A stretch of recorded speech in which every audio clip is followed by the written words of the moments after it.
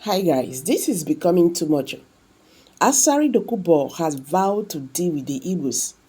What exactly has the Igbøs done to Asari Dokubo and his courts? This is becoming too much. Asari Dokubo will come out on live TV and threatening Igbøs.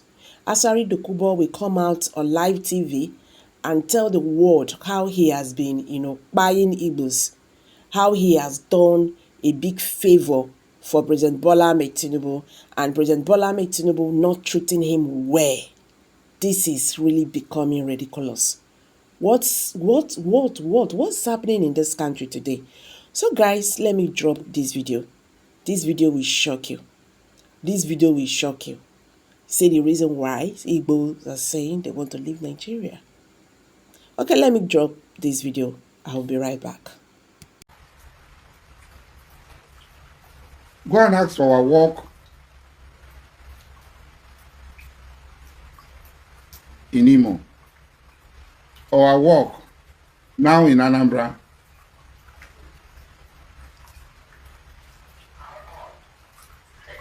in Iyala, Namechi. You saw the number of uncountable number of dead bodies, skeleton and skulls. How we arrested those people, put them off in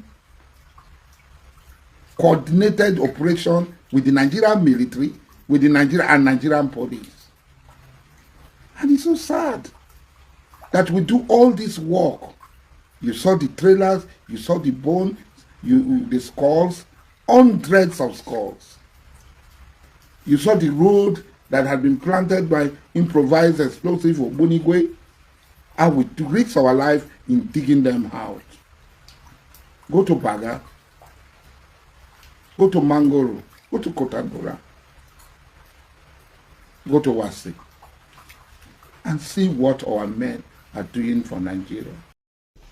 Asari Dokubo, a repentant militant, have sent a direct and stern warning to all the residents indigent of the southeastern region of Nigeria. Yes, this man known as Dokubo have threatened to invade the southeastern region of Nigeria if attention is not paid to this particular issue we're about to discuss in this video. So the question here is, why is this man threatening the whole of Southeast and some other regions in Nigeria that he's going to invade and send some of his boys into their regions? Well, in this video we shall be disclosing, discussing and exposing every single thing that has happened behind the scenes up until this very point in time. Yes, so to kickstart this video, something interesting happened in Port Harcourt 5 days ago. So the question here is, what happened? Well, take a look at this publication showing right now on your screen. And this particular publication or article is coming from a very, very popular media house domiciled in the south region of Nigeria, where it states, just in, Asari Dokubo appointed leader of Muslims in southeast and south regions of the country. Yes, so the moment you receive this particular article coming from Igbøs TV, it sounded like a very peaceful appointment. It sounded like a very, very peaceful post that was given to Asari Dokubo, but things have changed real quick. Yes, so to better understand what is currently going on here, this particular article also went a step further to give us more clarity, where it states the appointment was formally announced during a courtesy visit by the leadership of the Eastern and Southern Nigeria Islamic Council to his palace in Elem, Kalabari in Rivers State, Nigeria. Showing right now on your screen is the day and time when this man known as Asari Dokubo was made a leader in the southeastern region of Nigeria. So when you take a closer look, you definitely see that the three major languages or tribes in Nigeria were represented in this particular meeting. Yes, they had a representative from the southeastern region of Nigeria, they had someone from the northern part of Nigeria, and someone from the western part of Nigeria, all in attendance to make this guy a leader in the southeast and the southwest Islamic group. But then things quickly changed. Things have changed as we speak, because this particular meeting, which was previously very peaceful, has gradually turned to something very, very different and might generate to a series of violence in that region. Yes, so what is currently happening?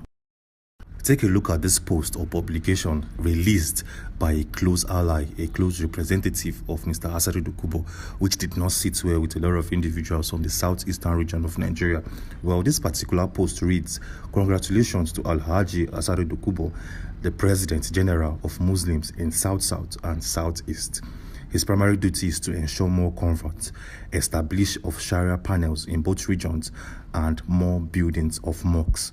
And Saudi Arabia are ready to bring in money for this." This particular statement, like I said, did not sit well with a lot of Easterners, because why will you want to create Sharia courts or Sharia panels in the southeastern region of Nigeria? This did not sit well with a lot of Igbos, and that is why they came out to vent their anger and to state their vexation. Yes, the Igbos were like, "We don't want you to bring in Sharia courts into our region. You can be a leader of the Muslims here in this particular part of the country, but you can't bring in the Sharia courts into our region. We don't want it here. We have only one constitution in our region, which you respect. We don't want you to bring any religious body or religious laws and regulations into this particular part of the country." So as you can see, the response made by the southeastern leaders was actually very, very peaceful, and something any region that doesn't want any form of violence would say. But then Asari Dokubo came out to make something very, very fascinating, something that definitely will make a lot of headlines in the coming months. This man claimed that if the Igbos or the southeasterners doesn't want him to be their leader, the Islamic leaders, and possibly create series of Islamic institutions in that region, he has the resources, he has the manpower and the men to actually invade and force those institutions into play. This man also had the guts to make mention of the fact that he already has instituted some militia group in Imo State, Nigeria, who are currently operating within that state. Well, take a look at this particular publication showing right now on your screen, which states the fact that this is how Asari Dokubo militia operates in Imo State, Nigeria. But then as we speak, we are yet to verify this particular publication. We are yet to fact check it to see if it's true. But then we all know who this man is, Asari Dokubo. This man who was once a militant, a very popular one in Nigeria, a man who has caused a lot of chaos, a lot of unrest in the South-South. This man is the same person that was made a religious leader in Nigeria. This doesn't sit well with me. It doesn't make sense at all, because how can you make a militant, a man who we all know basically works against the rule of law? He doesn't respect Nigeria's constitution. He doesn't respect Nigeria's police, the military, or whatsoever.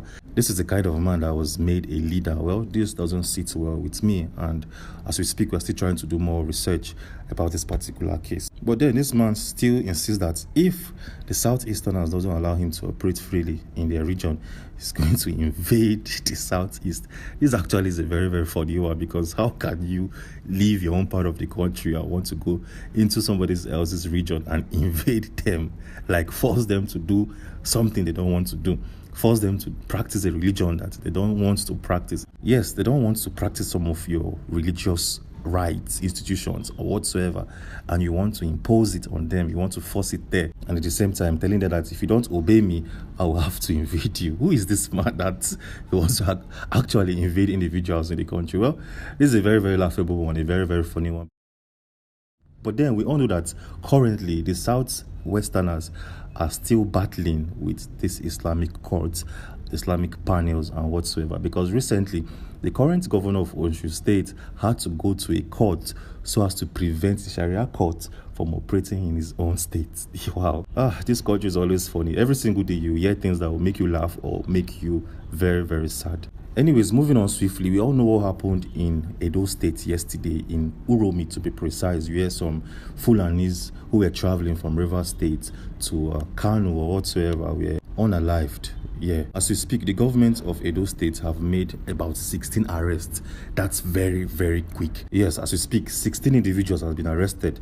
Individuals linked to that particular crime that happened in Edo State, Nigeria. Well, this is a very nice one. It's good to actually react swiftly and quickly when there's crime or when there is an unrest. But then, in Enugu State last week, in Benue State last week, and Ebonyi State last week, we received a series of news that Fulani herdsmen unalived individuals in that part of the country. But then no arrests were made. We did not hear that the police jumped into the case to make quick and swift arrests. Yeah, we don't know why the police can't arrest these bandits who are causing insecurities in the south and southeast, but then they can arrest individuals swiftly in Edo State yesterday. Well, this doesn't make sense, and we hope the Nigerian police and the security apparatus can actually wake up and face things as it occurs and as it plays out. Anyways, moving on swiftly, in our previous video, we made a series of revelations regarding how the government of Finland are currently asking the USB citizens for a favor. Yes,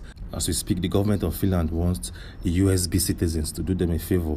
And if you want to see the favor they're asking you guys to do for them, we have a video that will showcase and expose everything. Alright guys, thank you very much for always stopping by. What's your take on this? Please share your thoughts below the comment section and don't forget to give us a thumbs up. Thank you and bye for now.